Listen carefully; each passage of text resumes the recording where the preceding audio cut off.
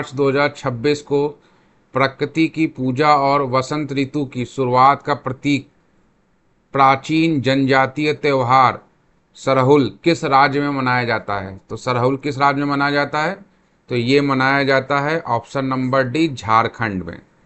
ध्यान रखिएगा, झारखंड में मनाया जाता है ये। चलिए अगला क्वेश्चन देखते हैं।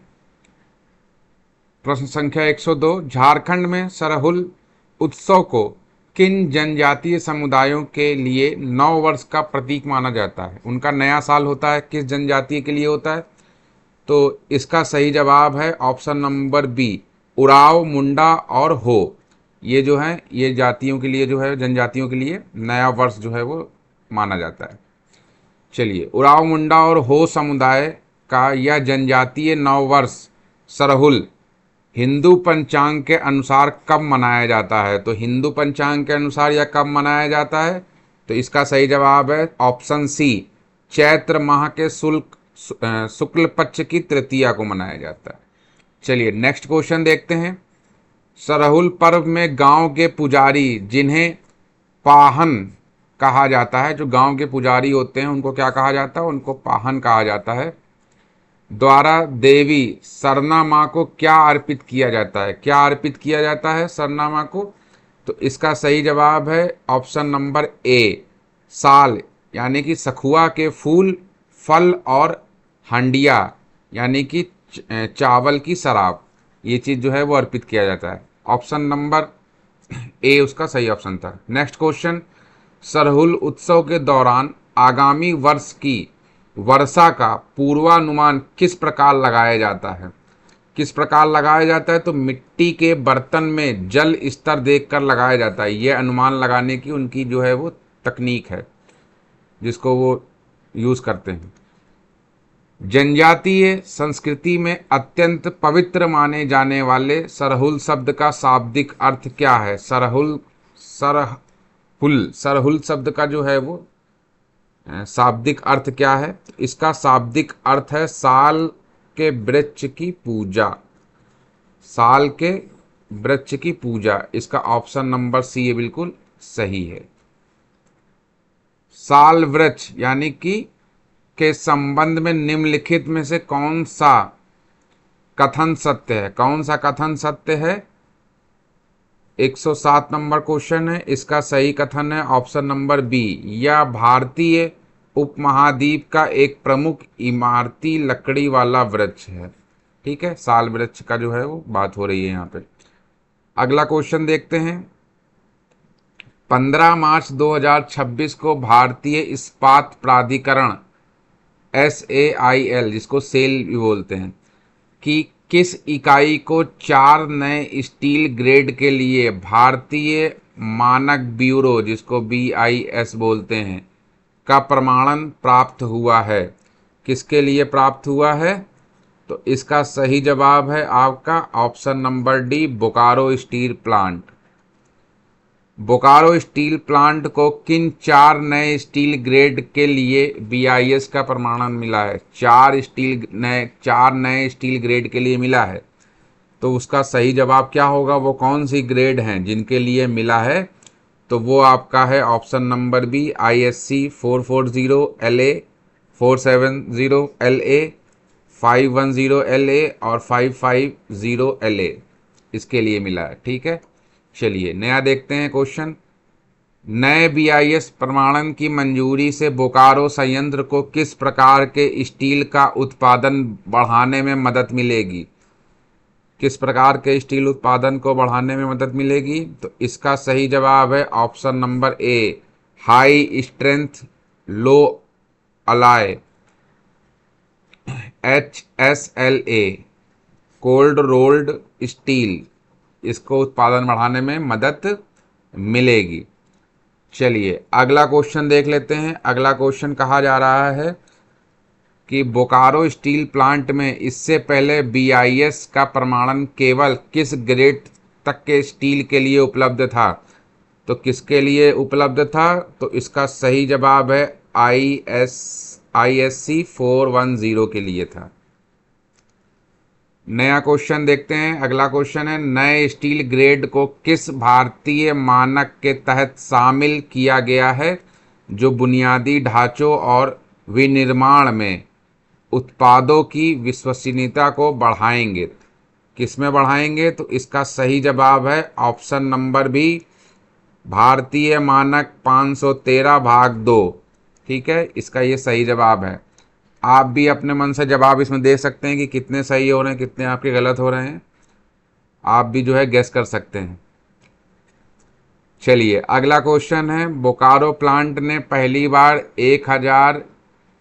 1100 यानी 1100 टन या 0.5 millimetre non grade oriented electric steel का उत्पादन किया। इसका उपयोग मुख्य रूप से कहाँ होगा? इसका उपयोग मुख्य रूप से कहाँ होगा? तो इसका मुख्य रूप से यूज़ जो है वो इलेक्ट्रिक वाहनों और जनरेटरों में जो है वो किया जाएगा। चलिए अगला क्वेश्चन देखते हैं, नए स्टील ग्रेड ISC 440 LA से 550 LA किस श्रेणी के स्टील में आते हैं जिनका उपयोग वहाँ किया जाता है जहाँ कम वजन में अधिक मजबूती की आवश्यकता होती है? तो यह किस में आते हैं? तो ये जो आते हैं ये ऑप्शन नंबर ए में आते हैं, हाई स्ट्रेंथ लो एलॉय। इसमें जो है वो आते हैं, लो एलॉय में आते हैं। ऑप्शन नंबर ए इसका बिल्कुल सही होगा। चलिए अगला क्वेश्चन देखते हैं। क्वेश्चन नंबर 115 है, 8 मार्च 2026 को NCRB के प्रगति डैशबोर्ड के अनुसार नए आपराधिक कानूनों के प्रभावी क्रियान्वयन ICJS 2.0 में 93.46 अंकों के साथ कौन सा राज्य देश में प्रथम स्थान पर था? कौन सा राज्य प्रथम स्थान पे था? तो कौन सा राज्य इसमें? तो उत्तराखंड जो है वो ऑप्शन नंबर डी, ये आपका जो है वो प्रथम स्थान पे था। नए आपराधिक कानूनों के क्रियान्वयन ICJS 2.0 की राष्ट्रीय रैंकिंग में उत्तराखंड के बाद, उत्तराखंड आपको पता है कि ये फर्स्ट आ गया, दूसरे स्थान पर 93.41 अंक पर कौन सा राज्य था? तो ये राज्य था हमारा हरियाणा राज्य था। ऑप्शन नंबर ए इसका बिल्कुल सही होगा। अगला क्वेश्चन देखते हैं, उत्तराखंड राज्य ने हाल ही में किन नए आपराधिक कानूनों को सफलतापूर्वक लागू किया? किन नए कानूनों को सफलतापूर्वक लागू किया? आपराधिक कानून हैं जिनको लागू किया गया है। तो इसका सही ऑप्शन होगा ऑप्शन नंबर सी, भारतीय न्याय संहिता जिसको BNS बोलते हैं, भारतीय नागरिक सुरक्षा संहिता BNSS और भारतीय साक्ष्य अधिनियम BSA, ये इसको लागू किया गया है।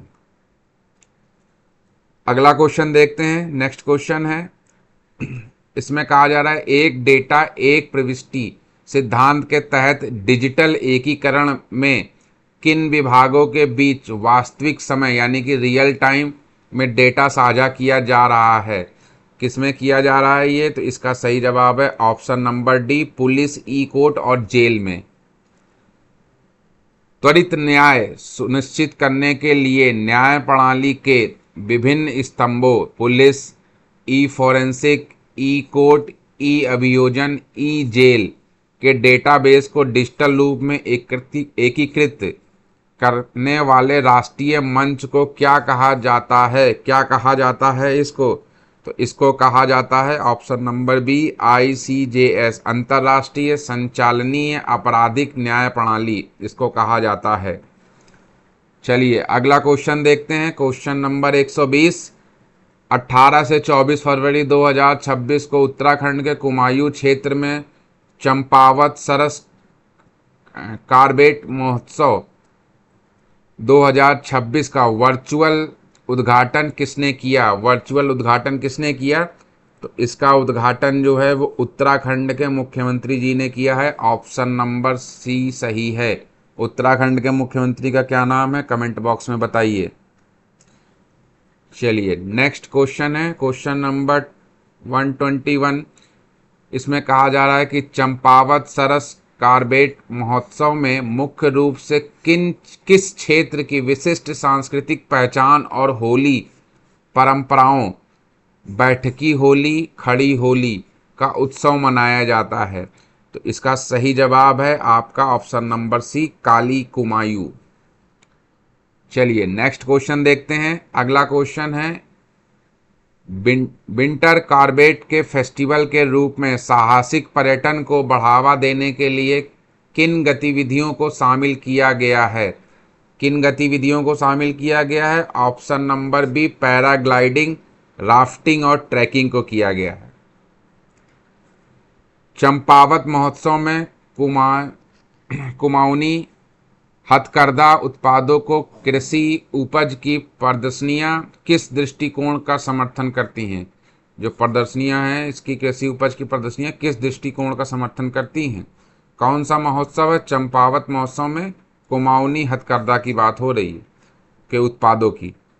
इसका जो सही ऑप्शन है, इसका सही ऑप्शन है ऑप्शन नंबर सी।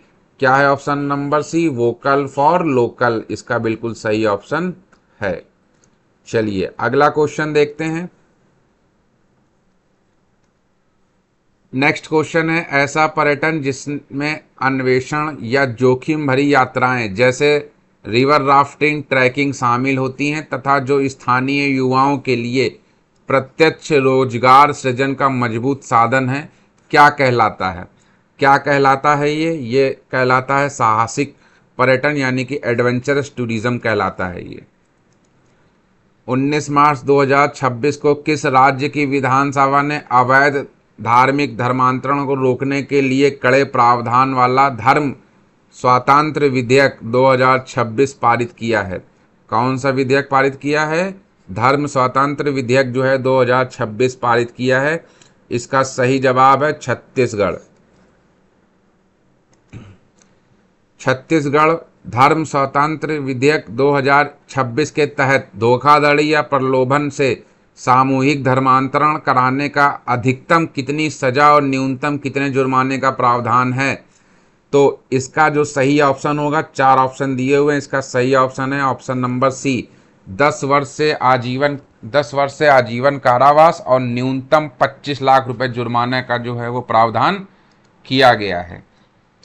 छत्तीसगढ़ के नए विधेयक के अनुसार महिलाओं, नाबालिगों या SC/ST पीड़ितों के अवैध धर्मांतरण के मामले में कितने रुपए तक के मुआवजे का प्रावधान किया गया है? जो पीड़ित होगा उसको मुआवजा कितना मिलेगा, उस मुआवजे की राशि कितनी होगी?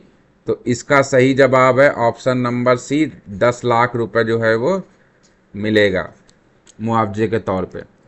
चलिए अगला क्वेश्चन है, छत्तीसगढ़ धर्म स्वातंत्र विधेयक के तहत धर्मांतरण के इच्छुक व्यक्तियों को किसके समक्ष पूर्व घोषणा करनी होगी तथा इसका सार्वजनिक प्रदर्शन अनिवार्य होगा? इसका सार्वजनिक प्रदर्शन अनिवार्य होगा। तो इसका सही जवाब है आपका ऑप्शन नंबर बी, जिला मजिस्ट्रेट यानी कि DM की बात हो रही है। नेक्स्ट क्वेश्चन है, अगला क्वेश्चन देखते हैं। वे गंभीर अपराध जिनमें पुलिस बिना वारंट के गिरफ्तारी कर सकती है और आरोपी को जमानत का अधिकार नहीं होता है। जमानत देना पूर्णतः न्यायालय के विवेक पर निर्भर करता है, कोर्ट के विवेक पर निर्भर करता है। क्या कहलाते हैं? क्या कहलाते हैं वो कहलाते हैं ऑप्शन नंबर सी, संज्ञेय और गैर जमानती अपराध होते हैं। संज्ञेय मतलब जो जान के किया जाता है। 24 फरवरी 2026 को छत्तीसगढ़ के वित्त मंत्री ओम प्रकाश चौधरी, एक ये भी क्वेश्चन यहाँ से, छत्तीसगढ़ के वित्त मंत्री का नाम ओम प्रकाश चौधरी ने राज्य विधानसभा में वित्तीय वर्ष 2026-27 के लिए कितने करोड़ रुपए का वार्षिक बजट पेश किया है? कितने करोड़ रुपए का वार्षिक बजट पेश किया है? तो इसका सही जवाब है 1,72,000 करोड़ रुपए का जो है वो बजट पेश किया है। अगला क्वेश्चन है, छत्तीसगढ़ के फाइनेंशियल ईयर 2026-27 बजट की थीम किस शब्द पर केंद्रित है जिसमें समावेशी विकास, अधोसंरचना, निवेश, कुशल मानव संरचना, अंत्योदय और आजीविका आदि शामिल है?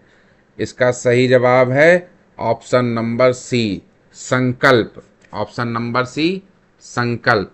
छत्तीसगढ़ के 2026 से 27 बजट में अनुमानित राजकोषीय घाटा कितना है, जो कि जीएसडीपी जीएसडीपी का 2.87% है। तो इसका सही जवाब है आपका ऑप्शन नंबर, इसका क्या होगा 132 का ऑप्शन नंबर है बी, 2,400 करोड़ रुपए, सॉरी 20,400 करोड़ रुपए है, 20,400 करोड़ रुपए। अगला क्वेश्चन है क्वेश्चन नंबर 133 पे पहुंच चुके हैं हम लोग। बजट आवंटन के अनुसार छत्तीसगढ़ सरकार ने सामाजिक क्षेत्र के लिए बजट का कितना प्रतिशत आवंटित किया है? बजट का कितना प्रतिशत आवंटित किया है? तो बजट का जो है वो 40% आवंटित किया है। ऑप्शन नंबर डी बिल्कुल सही है। अगला क्वेश्चन है 134, छत्तीसगढ़ के इस बजट में कृषक उन्नति योजना और महतारी वंदन योजना के लिए क्रमशः कितनी राशि आवंटित की गई है? कितनी राशि आवंटित की गई है? इसका सही जवाब है ऑप्शन नंबर सी, 10,000 करोड़ और 8,200 करोड़।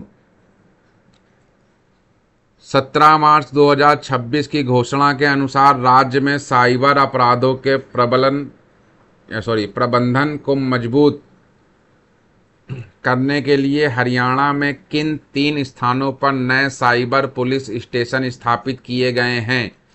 गुरुग्राम, फरीदाबाद और पलवल। इसका सही ऑप्शन क्या होगा 135 का? तो 135 का ऑप्शन सही है सी, गोहना, बहादुरगढ़ और सोनीपत। ये हरियाणा के ज़िले हैं। हरियाणा का साइबर अपराध नियंत्रण कक्ष धोखाधड़ी की शिकायतों पर कार्रवाई के लिए मुख्य रूप से किसके साथ समन्वय कर रहा है? किसके साथ समन्वय कर रहा है? इसमें से क्या सही है आपका? इसमें से सही है विभिन्न बैंकों के साथ जो है वो समन्वय कर रहा है, क्योंकि धोखाधड़ी होगी तो उसमें पैसे का मामला होता है, और जहाँ पैसे का मामला होगा तो कहीं ना कहीं अकाउंट में जाएगा। अगला प्रश्न है 137, 16 मार्च 2026 को CSIR की तकनीकी आधारित ग्रामीण विकास पहल के तहत ओडिशा के केंद्रपाड़ा जिले के किस गांव को राज्य का पहला स्मार्ट गांव जो है वो घोषित किया गया है? कौन सा गांव है जिसको पहला स्मार्ट गांव घोषित कर दिया गया? तो ऑप्शन नंबर बी, कुसुमपुर जो है वो बिल्कुल सही इसका आंसर है। कुसुमपुर स्मार्ट गांव में जलवायु अनुकूलन स्कूल, आंगनबाड़ी केंद्र और बहुउद्देशीय चक्रवात आश्रयों के निर्माण बुनियादी ढांचों पर कौन सी संस्था ध्यान केंद्रित करेगी? कौन सी संस्था ध्यान केंद्रित करेगी? तो ऑप्शन नंबर सी बिल्कुल इसका सही है, CSIR CBRI। ये बिल्कुल सही ऑप्शन है, ऑप्शन नंबर इसका सी। चलिए अगला क्वेश्चन देखते हैं। कुसुमपुर स्मार्ट गांव परियोजना में आजीविका के तहत स्थानीय लोगों को किस चीज़ से बने उत्पादों के निर्माण के लिए प्रशिक्षित किया जाएगा? किस चीज़ के लिए प्रशिक्षित किया जाएगा? तो इसका सही जवाब है ऑप्शन नंबर सी, मछली और मुर्गे के पैरों के चमड़े से प्रशिक्षित किया जाएगा। कुसुमपुर स्मार्ट गांव परियोजना का विजन किस राष्ट्रीय दृष्टिकोण के अनुरूप है? किस राष्ट्रीय दृष्टिकोण के अनुरूप है? 4 ऑप्शन दिए हुए हैं। इसका सही जवाब है ऑप्शन नंबर डी, विकसित भारत 2047 के अनुरूप है। विकसित भारत 2047 के अनुरूप है। चलिए अगला क्वेश्चन देखते हैं। क्वेश्चन नंबर 141 है। क्वेश्चन नंबर 141 है। क्वेश्चन नंबर 141 में क्या कह रहा है? इसमें कहा जा रहा है कि वह अवधारणा क्या कहलाती है जहां डिजिटल तकनीकी और नवाचारों का उपयोग ग्रामीण समुदायों के जीवन स्तर, बुनियादी ढांचे और आर्थिक अवसरों को सुधारने के लिए किया जाता है। तो क्या कहलाता है ये? तो ये कहलाता है हमारा, इसमें सही ऑप्शन होगा, क्या ऑप्शन सही होगा 141 का? Option number C, smart village जो है वो बिल्कुल इसका सही ऑप्शन होगा।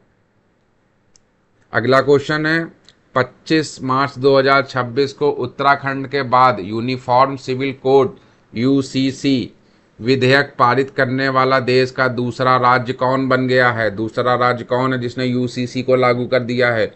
उत्तराखंड पहला राज्य है जिसने इसको लागू किया है। उसके बाद सेकंड नंबर पे कौन है जिसने इसको लागू किया है? यूसीसी को। किसको? यूसीसी को, यूनिफॉर्म सिविल कोड को। तो इसका सही जवाब है गुजरात। गुजरात जो है वो इसका सही जवाब है, ऑप्शन नंबर बी सही होगा। Gujarat uniform civil code UCC विधेयक 2026 के तहत विवाह और तलाक का पंजीकरण अनिवार्य कर दिया गया है। गैर अनुपालन पर अधिकतम कितने रुपए का जुर्माना लगेगा? अधिकतम कितने रुपए का जुर्माना लगेगा? तो अधिकतम जो है वो 10,000 रुपये का जुर्माना लगेगा। ध्यान रखने वाली बात है, ऑप्शन नंबर बी सही था। अगला क्वेश्चन दिया हुआ है, गुजरात यूसीसी विधेयक यूनिफॉर्म सिविल कोड विधेयक में बहुपत्नीत्व यानी एक से ज़्यादा पत्नी को प्रतिबंधित करते हुए धोखाधड़ी पूर्व विवाह के लिए कितने वर्ष तक के कारावास की सज़ा का प्रावधान है? तो इसका सही जवाब है 7 वर्ष की सज़ा का प्रावधान है। शायद 7 फेरों से जोड़ा गया होगा कि 7 साल की सज़ा दी जाए। गुजरात में लागू होने वाले यूसीसी के अनुसार लिव इन रिलेशनशिप सहवास संबंध के विषय में कौन सा कथन सत्य है? कौन सा कथन सत्य है? तो option number B, live in relationship का पंजीकरण अनिवार्य है और बच्चों को वैध माना जाएगा। लिव इन रिलेशन के में रहने के लिए पंजीकरण कराना पड़ेगा और अगर बच्चे होते हैं तो उनको वैध रूप माना जाएगा। गुजरात यूसीसी विधेयक 2026 में लिव इन पार्टनर द्वारा परित्याग यानी कि छोड़ देने महिलाओं को कौन सा अधिकार जो है वो दिया गया है? कौन सा अधिकार दिया गया है इसमें? अगर उनका परित्याग होता है तो कौन कौन सा अधिकार दिया गया है? इसमें से 4 चीज़ें दी हुई हैं आपको, 4 ऑप्शन दिए हुए हैं। इसमें से सही ऑप्शन क्या होगा? इसमें से सही ऑप्शन है ऑप्शन नंबर सी, भरण पोषण का अधिकार दिया गया है, मेंटेनेंस देना पड़ेगा। Gujarat UCC uniform civil code विधेयक के प्रावधानों से किसे अपवाद छूट दी गई है ताकि उनकी प्रथाओं की रक्षा की जाए? किसको छूट दिया गया है? 4 ऑप्शन दिए हुए हैं आपके सामने जिनको छूट दी गई है। इसमें से कौन सा ऑप्शन सही है? तो ऑप्शन नंबर डी सही है। अनुसूचित जनजातियों को, एसटी को जो है वो छूट दी गई है ताकि उनकी प्रथाओं का संरक्षण किया जा सके। भारतीय संविधान के किस अनुच्छेद के नीति निर्देशक तत्वों के अंतर्गत धर्म आधारित व्यक्तिगत कानूनों को समान कानून से प्रतिस्थापित करने के लिए यूनिफॉर्म सिविल कोड यूसीसी का प्रस्ताव है? किसके यूसीसी का प्रस्ताव है? तो इसका सही जवाब है ऑप्शन नंबर बी, अनुच्छेद 44 जो है 44, आर्टिकल 44। सेकेंड लास्ट क्वेश्चन पे आ चुके हैं हम लोग। 149, हाल ही में महाराष्ट्र के अहमदनगर जिले के किस गांव ने ग्राम सभा में एक सर्वसम्मत प्रस्ताव पारित कर स्वयं को जाति मुक्त गांव घोषित कर दिया है? बहुत अच्छा, जाति मुक्त गांव घोषित किया गया है। कौन सा जाति मुक्त गांव है? इसका सही जवाब है ऑप्शन नंबर सी, सोंडाला। जाति मुक्त गांव सोंडाला के प्रस्ताव के अनुसार रोजमर्रा के जीवन में जाति का उल्लेख प्रतिबंधित होगा और यह केवल कहाँ तक सीमित रहेगा? ये कहाँ तक सीमित रहेगा ये? तो ये सीमित रहेगा केवल आधिकारिक दस्तावेजों तक सीमित रहेगा। सोंडाला गांव की स्वयं को जाति मुक्त घोषित करने की यह पहल भारतीय संविधान के किन मूल्यों पर आधारित है?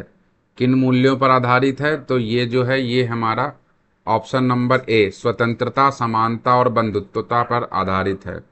बंधुत्व पर आधारित है, ऑप्शन नंबर ए।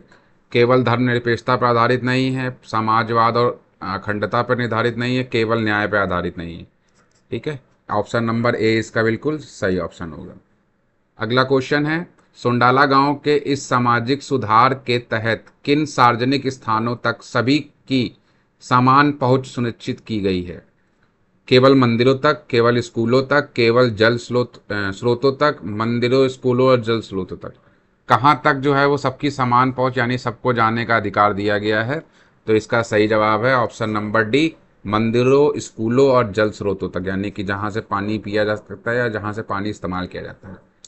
सोंडाला गांव की पंचायत द्वारा अन्य कल्याणकारी पहलों के तहत लड़कियों को किस कक्षा तक मुफ्त वर्दी व पुस्तकें प्रदान की जाएंगी? लड़कियों को किस कक्षा तक जो है वो, तो कक्षा 8 तक, कक्षा 10 तक, 12 तक या स्नातक तक, ग्रेजुएशन जिसको कहते हैं। तो इसका सही जवाब है कक्षा 12 तक। स्कूल जो है वो जितना हमारा आखिरी होता है 12 तक, यानी कि तो कक्षा 12 तक जो है वो मुफ्त में जो है वो क्या दिया जाएगा, वर्दी और पुस्तकें प्रदान की जाएंगी। वर्दी का मतलब है स्कूल की ड्रेस से। सोंडाला गांव में ग्राम पंचायत द्वारा किसी सामाजिक कार्य हेतु विशेष वित्तीय सहायता प्रदान की जाती है। किस लिए प्रदान की जाती है वित्तीय सहायता? बाल विवाह रोकने हेतु, विधवा पुनर्विवाह हेतु, अंतरजातीय विवाह हेतु या कन्या भ्रूण हत्या हेतु। तो इसमें से किसके लिए दी जाती है? तो इसका सही जवाब है आपका विधवा पुनर्विवाह हेतु, यानी कि अगर कोई विधवा है तो उसकी गृहस्थी को फिर से बसाने के लिए आपका ऑप्शन नंबर बी बिल्कुल सही है, विधवा पुनर्विवाह हेतु जो है वो दिया जाता है। नेक्स्ट क्वेश्चन है, 13 मार्च 2026 को प्रधानमंत्री नरेंद्र मोदी ने असम के किस शहर में 23,555 करोड़ की विभिन्न परियोजनाओं का शुभारंभ किया? तो शुभारंभ किया, तो इसका सही ऑप्शन है option number C, Silchar. Silchar में जो है वो प्रारंभ किया। असम में उद्घाटित Shillong Silchar high speed corridor का निर्माण किस राष्ट्रीय राजमार्ग पर 22,864 करोड़ की लागत से किया जाएगा? क्या वो NH2 है, NH6 है, NH24 है या NH44 है? NH मतलब नेशनल हाईवे। तो इसका सही जवाब है NH6। नेक्स्ट क्वेश्चन है, नेक्स्ट क्वेश्चन में कहा जा रहा है कि NHIDCL द्वारा विकसित किए जा रहे Shillong Silchar high speed corridor की कुल लंबाई लगभग कितने किलोमीटर होगी? कुल लंबाई लगभग कितने किलोमीटर होगी? तो इसके चार ऑप्शन दिए हुए हैं, 100.5 किलोमीटर, 150.2 किलोमीटर, 166.8 किलोमीटर या 200 किलोमीटर। तो इसका सही जवाब है option number C, 166.8 kilometre, 166.8 kilometre. यह नया हाइट स्पीड कॉरिडोर गुवाहाटी और सिलचर के बीच की यात्रा के समय को लगभग 9 घंटे से घटाकर कितना कर देगा? 9 घंटे से घटाकर कितना कर देगा? तो यह जो है अगर इसको देखा जाए तो 4 घंटे, 5 घंटे, 6 घंटे, 7 घंटे, 4 ऑप्शन दिए हुए हैं। तो इसमें सही ऑप्शन है 5 घंटे। 9 घंटे से घटाकर 5 घंटे कर देंगे।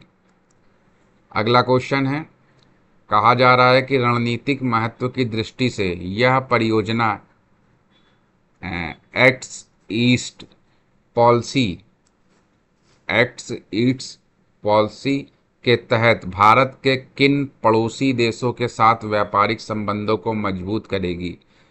तो नेपाल भूटान के साथ, चीन म्यांमार के साथ, बांग्लादेश और म्यांमार या श्रीलंका और मालदीव।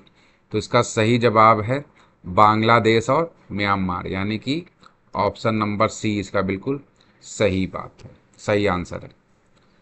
एशिया प्रशांत क्षेत्र के देशों के साथ आर्थिक, रणनीतिक और सांस्कृतिक संबंधों को बढ़ावा देने के लिए भारत का एक महत्वपूर्ण राजनयिक प्रयास क्या कहलाता है?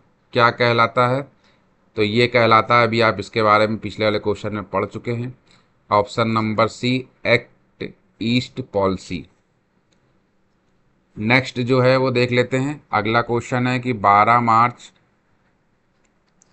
मार्च 2026 को प्रधानमंत्री ने असम में कितने मेगावाट की लोअर कोपिल जल विद्युत परियोजना का वर्चुअल उद्घाटन किया? तो इसका सही जवाब है 120 मेगावाट। 120 मेगावाट का जो है वो उद्घाटन हुआ है। असम में कोपिल नदी बेसिन पर विकसित लोअर कोपिल जल विद्युत परियोजना का स्वरूप कैसा है? पंप स्टोरेज परियोजना जैसा है, रन ऑफ रिवर पन बिजली परियोजना है, थर्मल पावर परियोजना है, परमाणु ऊर्जा परियोजना है। तो इसका सही जवाब जो है वो ऑप्शन नंबर बी है, रन ऑफ रिवर पन बिजली परियोजना इसका सही ऑप्शन है। अगला देखते हैं। अगला है क्वेश्चन नंबर 163। लोअर कोपिल जल विद्युत परियोजना मध्य असम के किन स्वायत्ता जिला परिषद क्षेत्रों में स्थित है? कहाँ स्थित है ये? तो इसका देखेंगे तो ये आपका जो है वो 4 ऑप्शन दिए गए हैं। इसमें से कौन सा ऑप्शन सही है? तो इसमें से आपका ऑप्शन नंबर बी बिल्कुल सही है। पश्चिम काबी, कोंगलोंग और दीमा हसाओ, ये बिल्कुल इसका सही ऑप्शन है, option number B. Assam power generation corporation limited APGCL द्वारा विकसित इस जल विद्युत परियोजना को किस संस्था द्वारा वित्त पोषित किया जा रहा है? किस संस्था द्वारा वित्त पोषित किया जा रहा है? तो ये जो है कौन सी संस्था है इसमें देखा जाए तो वो संस्था है एशियाई विकास बैंक। एशियाई विकास बैंक यानी कि ADB, एशियाई डेवलपमेंट बैंक। मेघालय पठार से निकलने वाली वह कौन सी नदी है जो असम में ब्रह्मपुत्र नदी में शामिल होने वाली सबसे बड़ी दक्षिण तट की सहायक नदी है? कौन सी वह नदी है? तो वो नदी है आपकी कोपिली। कौन सी नदी है? कोपिली। ध्यान रखिएगा, कोपिली नदी है। ऐसी पनबिजली परियोजनाएं क्या कहलाती हैं जो बड़े जलाशय बनाए बिना नदी के प्राकृतिक प्रवाह का उपयोग करके बिजली उत्पन्न करती हैं, जिससे पर्यावरणीय प्रभाव कम होता है? जिससे पर्यावरणीय प्रभाव जो है वो कम होता है, तो इसको बोलते हैं रन ऑफ रिवर परियोजना।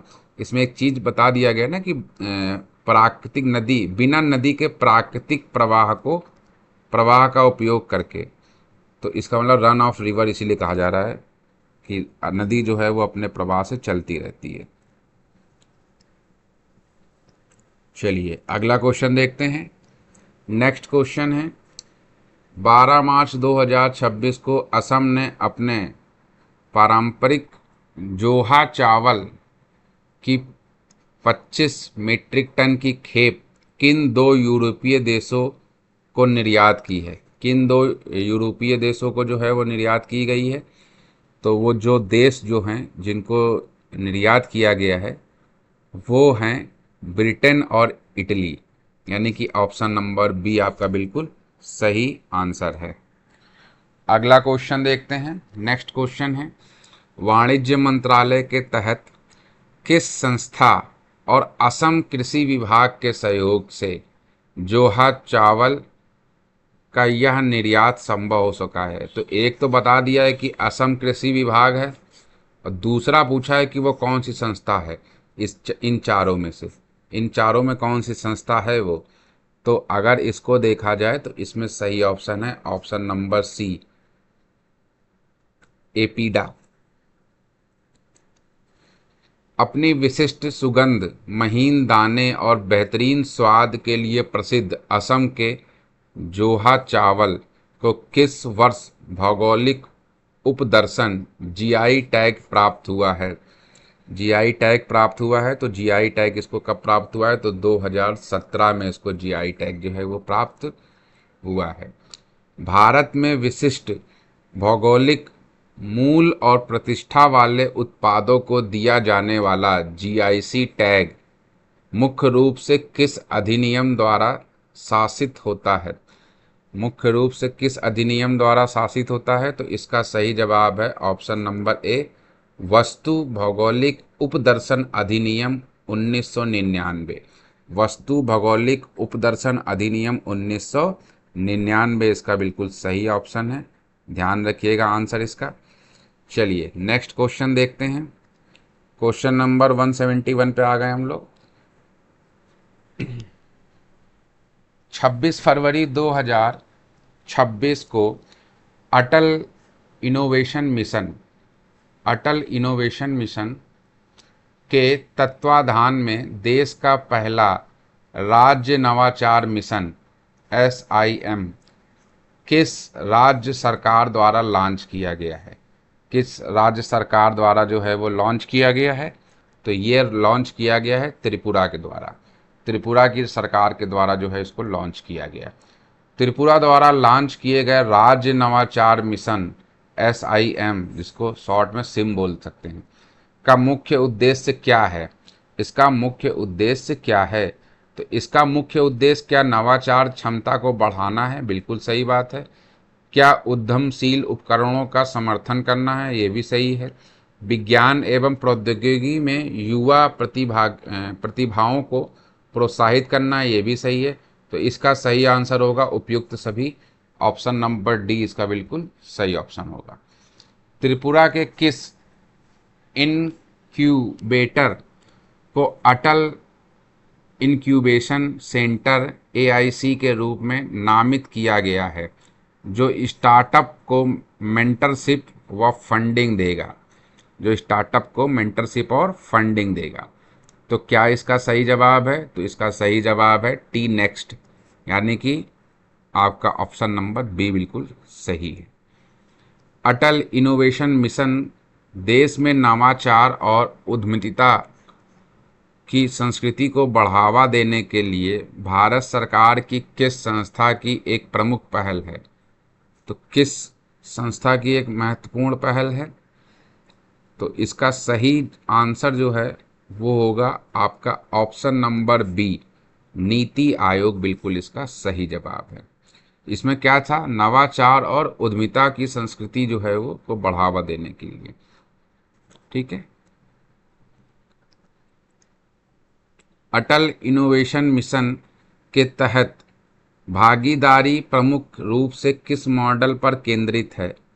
किस मॉडल पर केंद्रित है? तो ऑप्शन नंबर सी, सार्वजनिक निजी भागीदारी क्षेत्र अनुसंधान संस्थानों और निवेशकों के साथ पर जो है वो केंद्रित है। अगला क्वेश्चन देख लेते हैं। क्वेश्चन नंबर 176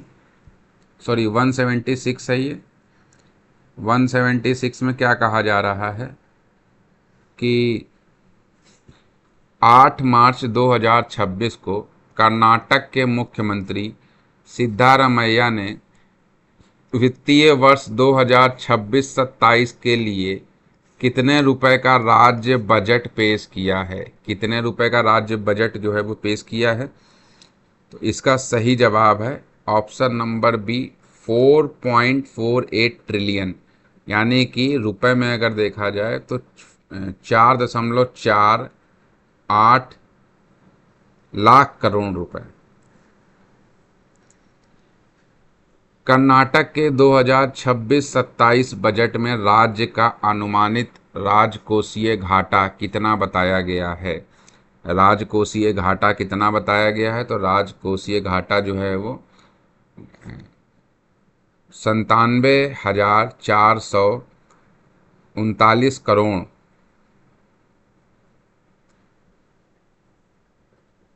GSDP का 2.295 जो है वो होगा।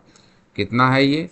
ये आपका 97,449 जो है वो करोड़ में है। कर्नाटक के बजट 2026-27 में महिला कार्यक्रमों और बाल कल्याण के लिए क्रमशः कितनी राशि आवंटित की गई है? कितनी राशि आवंटित की गई है? तो राशि जो आवंटित की गई है वो क्या है? वो है आपका ऑप्शन नंबर सी, 94,663 करोड़ और 63,135 करोड़। ये बिल्कुल इसका सही ऑप्शन है। कर्नाटक सरकार की शक्ति योजना का मुख्य उद्देश्य क्या है? शक्ति योजना आपको पता चल रहा होगा। शक्ति योजना नाम से आप थोड़ा सा अंदाज़ा लगा सकते हैं का प्रमुख उद्देश्य क्या है, जिसके लिए रुपए जो है वो 5,300 करोड़ आवंटित किए गए हैं। तो इसका क्या होगा? क्या महिलाओं को मुफ्त सिलाई मशीन देने के लिए, या महिलाओं को मुफ्त बस यात्रा देने के लिए, छात्राओं को मुफ्त लैपटॉप, या महिला उद्यमियों को ब्याज मुक्त ऋण देने के लिए? तो इसमें से आपको कौन सा सही ऑप्शन लग रहा है? इसको गैस करना भी आसान हो सकता है। तो अगर आप शक्ति योजना को अगर देखेंगे, कर्नाटक सरकार की जो है, तो उसका मेन जो था ये योजना, ये मुफ्त बस यात्रा के लिए है, ताकि महिलाओं को कहीं भी आने जाने में कोई समस्या ना हो।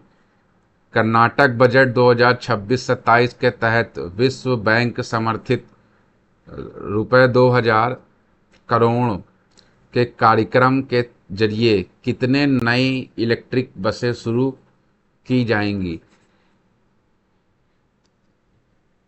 इसका सही ऑप्शन है ऑप्शन नंबर सी, 4000। 4000 नई इलेक्ट्रिक बसें शुरू की जाएंगी। कर्नाटक सरकार द्वारा 2033 करोड़ के निवेश से नई साइंस सिटी की स्थापना कहाँ की जाएगी? नई साइंस सिटी की स्थापना जो है वो बेंगलुरु में की जाएगी। कहाँ की जाएगी? बेंगलुरु में की जाएगी। ऑप्शन ध्यान रखना है कि साइंस सिटी बेंगलुरु में खुलेगा। IISC ये देश का बहुत ही अच्छा संस्थान है। आप इसका फुल फॉर्म कमेंट बॉक्स में बताइएगा। ये है इसरो, ये इसका भी फुल फॉर्म बताइएगा। के सहयोग से बेंगलुरु में स्थापित किए जाने वाले ब्रेन जेड का पूर्ण रूप क्या है? पूर्ण रूप क्या है इसका? फुल फॉर्म क्या है इसका? तो इसका जो फुल फॉर्म है वो आपका है Bengaluru robotics and AI innovation zone. इसका सही फुल फॉर्म है। कर्नाटक के 2026-27 बजट भाषण के दौरान किस आयु वर्ग से कम के बच्चों के लिए सोशल मीडिया प्रतिबंध का महत्वपूर्ण प्रस्ताव रखा गया है? तो क्या उम्र है जिससे कम के लोगों पे जो है वो सोशल मीडिया प्रतिबंध करने का प्रस्ताव रखा गया है? तो इसका सही जवाब है 16 वर्ष से कम उम्र। 16 वर्ष से कम उम्र के लिए रखा गया। 6 मार्च 2026 को किस राज्य के मुख्यमंत्री ने गिरती प्रजनन दर से निपटने के लिए राज्य में दूसरे और तीसरे बच्चे के जन्म पर 25,000 का वित्तीय प्रोत्साहन देने की घोषणा की है? 25,000 का वित्तीय प्रोत्साहन देने की घोषणा की है। तो इसका सही जवाब होगा आंध्र प्रदेश। ऑप्शन नंबर सी, आंध्र प्रदेश बिल्कुल इसका सही जवाब है। चलिए अगला क्वेश्चन देखते हैं। आंध्र प्रदेश सरकार के अनुसार जनसंख्या स्थिरता के लिए आवश्यक 2.1 के प्रतिस्थापन दर के मुकाबले वर्तमान में राज्य की कुल प्रजनन दर TFR कितनी हो गई है? कितनी हो गई है? टोटल फर्टिलिटी रेट कितना हुआ है? टोटल फर्टिलिटी रेट TFR, कुल प्रजनन दर। तो इसका सही जवाब है आपका लगभग जो है वो 1.5। आंध्र प्रदेश के जनसांख्यिकी आंकड़ों के अनुसार राज्य में कितने प्रतिशत भारतीयों में केवल एक बच्चा जो है वो एक बच्चा है, केवल एक बच्चा है? इसका सही जवाब है option number C, 58%। Option number C, 58%। Andhra Pradesh में किस वर्ष के उस समय को बदलने पर विचार किया जा रहा है जिसमें 2 से अधिक बच्चों वाले को चुनाव लड़ने से अयोग्य ठहराने का प्रावधान था? इसका सही जवाब होगा 2004। 2004 से किसी महिला द्वारा उसके संपूर्ण प्रजनन काल आमतौर पर 15 से 49 वर्ष के दौरान पैदा होने वाले बच्चों की औसत संख्या को क्या कहा जाता है? औसत संख्या को क्या कहा जाता है? तो इसको कहा जाता है कुल प्रजनन दर, टोटल फर्टिलिटी रेट, TFR। इसका जिक्र अभी पीछे वाले क्वेश्चन में भी हो चुका है। हालिया आंकड़ों के अनुसार भारत में सर्वाधिक राज्य स्तरीय प्रजनन दर TFR, टोटल फर्टिलिटी रेट 3.0 3.0 किस राज्य की है, किस राज्य की है ये? तो ये आपका बिहार का है, ऑप्शन नंबर डी, बिहार का जो है ये है। क्वेश्चन नंबर 190, कहा जा रहा है कि भारत के विभिन्न राज्यों की कुल प्रजनन दर टीएफआर के संबंध में निम्नलिखित में से कौन सा मिलान सही है? उत्तर प्रदेश में 2.7 जो है वो मिलान फर्टिलिटी रेट है, टोटल फर्टिलिटी रेट बिल्कुल सही है। मध्य प्रदेश में भी जो है वो 2.6 है, राजस्थान में 2.4 है, तो आपका सभी सही है, तो उपयुक्त डी जो है वो बिल्कुल सही आंसर हो जाएगा। ये आपका बिल्कुल सही हो गया, ऑप्शन नंबर डी। नवीनतम आंकड़ों के अनुसार भारत में सबसे कम प्रजनन दर टीएफआर 1.1 किस राज्य की है? किस राज्य की है ये 1.1? तो ये आपकी जो है ये सिक्किम की है। किसकी है? सिक्किम की है। चलिए अगला देखते हैं। 3 मार्च 2026 को आंध्र प्रदेश के उप मुख्यमंत्री पवन कल्याण ने बढ़ते मानव वन्यजीव संघर्ष से निपटने के लिए कौन सा प्रोजेक्ट लॉन्च किया है? कौन सा प्रोजेक्ट लॉन्च किया है? तो प्रोजेक्ट हनुमान जो है वो लॉन्च किया गया, ध्यान रखिएगा। हनुमान, प्रोजेक्ट हनुमान जो है वो लॉन्च किया गया। प्रोजेक्ट हनुमान के तहत वन्य जीवों की आवाजाही को संभालने के लिए संवेदनशील जिलों में किन टीमों की तैनाती की जाएगी? किन टीमों की तैनाती की जाएगी? तो इसमें जो है वो इसका सही जवाब होगा rapid response team. Rapid response team यानी आरआरटी की तैनाती की जाएगी।